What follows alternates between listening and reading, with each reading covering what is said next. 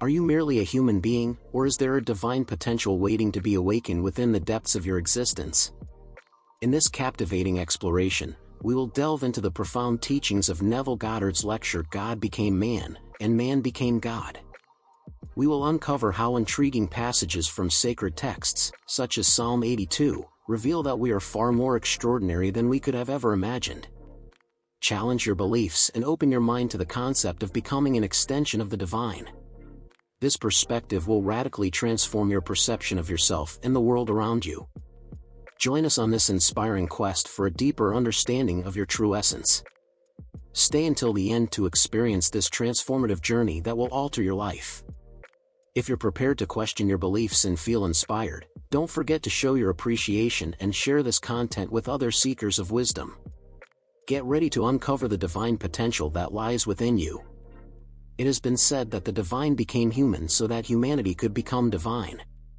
You might assume that you are the human into which the divine transformed, but I assure you that you are the divine who became human so that humanity could become you. My visions, which align perfectly with sacred texts, are precise, and I boldly affirm that what I have just stated is an undeniable truth. In Psalm 82, we are the speakers, addressing our own being, proclaiming, "I said, you are divine beings, children of the Most High, all of you. Nevertheless, you shall die like mortals and fall like any prince." We are the children of the Most High, and we and our Creator are one, although at this moment we find ourselves immersed in a world of mortals. We were promised that our posterity would serve us and speak of the Lord who created us. You and I truly became human beings so that humanity could rise and become spirit, just as we are. Invert your thinking, consider yourself as divine, and you will experience a completely different perspective about what it means to become human. Although certain passages from sacred texts may seem enigmatic at first glance, their profound meaning will be revealed at the appropriate time. Everything we did was driven by the purest love, which is why we became man and woman to create and glorify our creations. We had to completely forget our true self to assume our creation and elevate it to our level. Psalm 22 begins with our heart-wrenching cry of despair, my God, why have you forsaken me?" but culminates in an apotheotic triumph. Our posterity will serve us, and people will speak of the Lord to future generations, proclaiming His greatness to those who have not yet been born. This does not refer to another generation in the conventional sense, but to the divine beings who have not yet discovered that they descended, assuming human nature. The cosmic drama begins with the crucifixion, when the divine unites with humanity, and concludes with the resurrection, when the divine elevates humanity to its divine level. We will all be raised to this sublime level because we are the divine beings who descended. Psalm 82 begins with these words, "God has taken His place in the divine council, in the midst of the gods, He holds judgment, saying, you are gods, children of the Most High, all of you. Nevertheless, you shall die like mortals and fall like one, O princes." Love observes attentively and contemplates what humanity has done, is doing, and is capable of doing, transforming the nature we assumed and elevating it to a level of infinite love. The crucifixion did not occur in the year 1 after Christ, but at the very beginning of time. The Bible begins with the words, "In the beginning, God," and the word translated as God is Elohim, which represents a unity composed of many. We are the divine beings who created the heavens and the earth. Many years ago, I relived that transcendental event, thus fulfilling Psalm 42. Chronologically, this psalm seems to have taken place around 1,000 years before Christ, but I vividly remember when I became human by hearing a voice that emerged from the depths of my soul, firmly proclaiming, "I am God." In the very act of awakening, I began to generate myself in space and time. Then, I felt irresistibly drawn to this crucifixion. My hands were strong, my feet vortexes, my side an impregnable fortress, and my head an impenetrable fortification. Like an epic tale, life itself merged with a human being. I was not a man passively waiting for life, I was life itself entering into man. I assumed the cross upon myself, which is humanity. To carry it and elevate it to the level of love, no matter how daunting it may seem, the crucial point is that it was done with love and must be brought to the level of the purest love. 139 days after my awakening, I rose triumphantly from my grave, and the only begotten Son of God, David, revealed himself to me as his Father. I did not become the Father at that precise moment. I have always been the Father, but I also descended upon my cross, which is humanity, to elevate it to the sublime level of divine fatherhood. Now, in verse 10 of Psalm 22, we read, "Deliver my life from the power of the dog." In the King James Version, the Hebrew word akita is translated as my darling, and in the Revised Standard Version, this same word appears for the first time in Genesis 22 verse 2 and 16, translated as my only son. This is the profound meaning of the word akita in Hebrew. Thus, we can see that the psalmist was imploring the liberation of his only son from the power of the dog. In Psalm 16, David speaks, saying, "You will not abandon my soul to Sheol." Here, the word translated as Sheol means discovery, revelation, removing the cover. In other words, do not leave me uncovered but reveal me, so that I, in turn, can reveal you. The Father will never be known except through his Son, who must be discovered. On the night when I fulfilled the declaration of liberating my only son from the power of the dog, I was possessed by a vision of two very handsome men standing beside me. They were around 40 years old, looking at my son, a boy of about 12 or 13 years old. I reminded them of David's victory over Goliath, pointing to his severed head on a table in front of me, leaning against an open door. My son observed a pastoral scene while I sat to his right, fulfilling the affirmation, "We are the divine beings who assumed human form, now interpreting all the roles of the world." In time, we will assume the role we are currently playing towards our true self, which is God the Father. Before descending, we were the Elohim who deliberately created the work. Then, we entered our creation to redeem it. Although this may seem arrogant, I know what I'm talking about. Seize the opportunity. The editor of the Biblical Encyclopedia, one of the most learned Bible critics, questioned how God could have taken his place in the divine assembly. However, I know that when we agreed to descend and dream together, the one made of many proclaimed, I said, "You are gods, children of the Most High, all of you.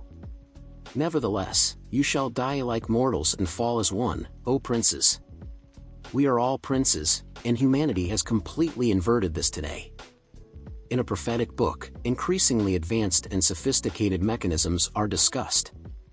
Instead of tilling the earth with a hoe, man now uses a tractor. Instead of a wheelbarrow, we employ a rocket to travel to the moon. Humanity is creating increasingly imposing machines, but no one speaks of a nobler humanity. No one writes about that being who descended into man and who cannot return until he is born from above. No one mentions that being who will emerge from his mortal skull and carry man with him in his ascent. Instead, they focus on creating ever grander mechanisms. However, I narrate to you the eternal story, the I am assumed mortality. I am the divine who now bears your mortal form. The union is so complete that I experience the human in all its intensity, and I will carry this human feeling back to the level of the purest love. We are the divine beings who descended to individualize, to experience the singularity of existence. What will we do tomorrow? I don't know for certain. Will we descend again to another element of the animal world, or will it be the plant or mineral world that we will redeem? We have the obligation to redeem everything we have created, because we cannot leave anything unredeemed. As Tennyson expressed in his poem titled The Plan, be patient. Our playwright will show in some fifth act what this wild drama means. I, the playwright of this challenging drama, will not be content with redeeming only one section. All of creation must be redeemed, without exception. This has been a monumental challenge, but the divine has achieved it, as narrated at the end of this wonderful story. Posterity will serve him, and people will speak of the Lord in generations to come, proclaiming that he did it, that he fulfilled his promise. You are infinitely greater than you imagine. You and I have been together in eternity, which extends endlessly, that which cannot endure forever ceases to exist when the divine stops imagining it. But you and I are eternal beings who descended in time. As Blake stated, we build mansions in eternity amidst these ruins of time. Nothing that has happened, is happening, or will happen is out of order, everything is in perfect balance. Recently, the Pope declared that a person should not go against their conscience, but that their conscience should be educated to conform to the doctrine of the Church. Of all the nonsense heard in the world, here we have a man who sets himself up as the absolute criterion of right and wrong. Let us turn to the Scriptures, as they have nothing to do with this external world of death. In the beginning, we created the bull, the mule, the homosexual prostitute, and the lesbian. We made everything because we love. So why, at the end of the drama, should two men look at my only begotten Son with such lust, to fulfill verse 20 of Psalm 22, deliver my only son from the power of the dog, the power of the male temple prostitute? Because that's what the word dog means in this context. Observing the lustful look in their eyes, I remember David's victorious gaze over the giant, whose head, completely separated from the body, lay on a table before me. Everything is in perfect order. Those men had to be there when I broke the tomb, as I could not leave my only son in this world of death. Instead, I will take him with me, being a man after my own heart.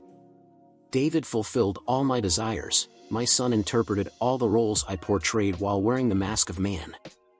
I would not leave my beloved in this world of death, so I broke the tomb and resurrected him, having redeemed him. Now, he bears my celestial state where silence is shared wisdom. I urge you not to condemn anyone, regardless of what they have done, are doing, or will do. Each role was created by the divine beings who descended and assumed human nature to represent them all. This was our crucifixion.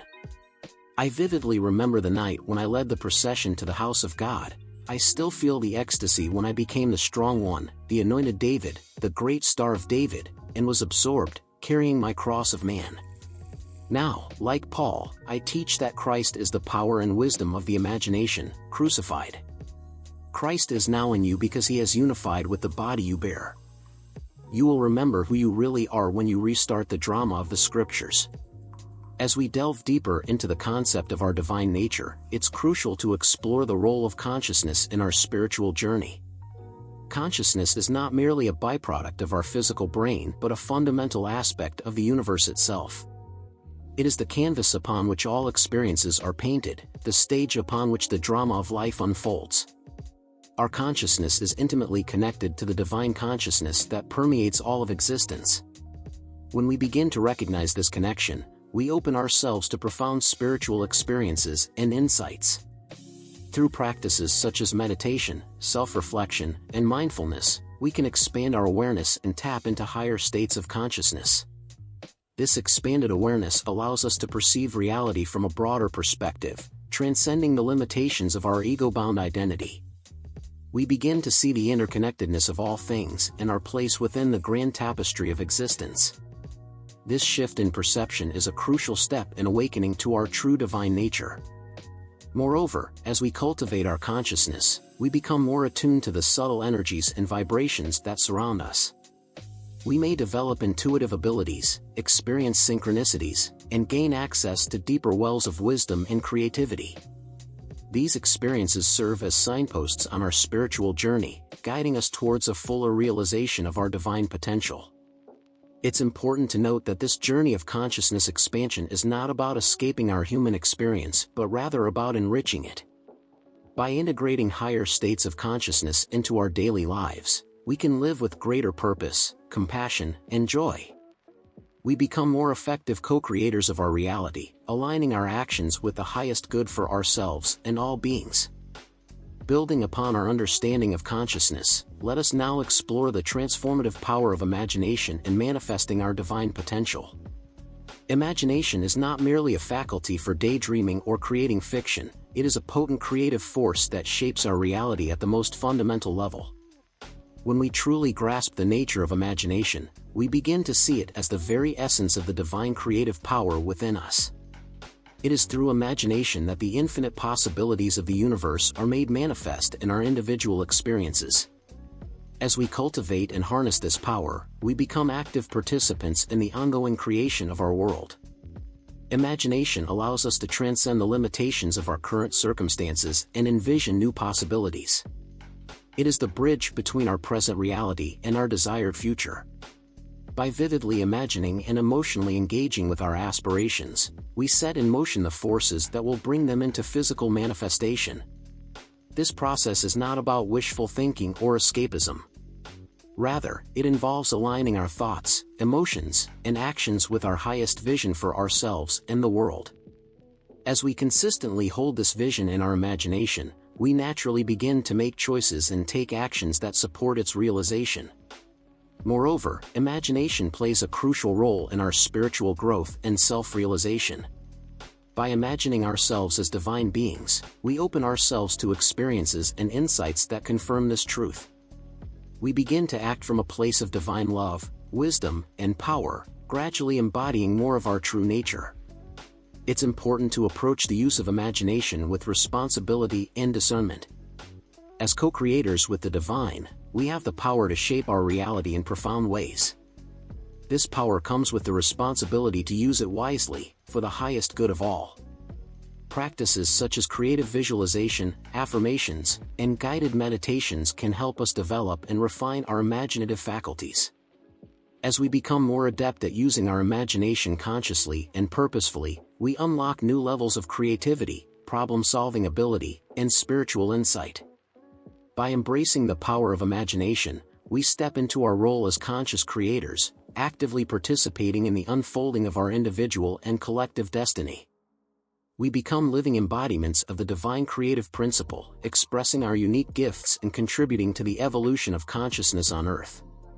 If you truly yearn to awaken, reflect deeply on what I have shared with you. I am not flattering you, you and I are the divine beings who descended. We are not less than what we were before we came, we are greater for having decided and redeemed this section of creation called man. But we cannot leave any section unredeemed. We have demonstrated that we can come to the world, overcome death, and redeem everything we have created. At the appropriate time, we created each state, loved it in the instant of creation, and will touch every state before departing. The essence of everything, our eternal beloved being called David, calls us Father. You will carry him with you, as he is your only begotten Son who revealed himself to you. David died and was buried, but you will not leave him in the world of death. You will break the shell with a terrible explosion, as if the skull burst, and David, buried there, will be free to reveal himself to you. Then, at the appropriate time, you will take him back to the celestial sphere, to the eternal and enduring state of the redeemed. Now, let us enter into contemplative silence. As we continue to explore and integrate these profound truths about our divine nature, consciousness, and the power of imagination, we embark on a transformative journey of self-discovery and spiritual awakening. This journey not only enriches our individual lives but also contributes to the elevation of human consciousness as a whole, bringing us closer to realizing our full potential as divine beings in human form.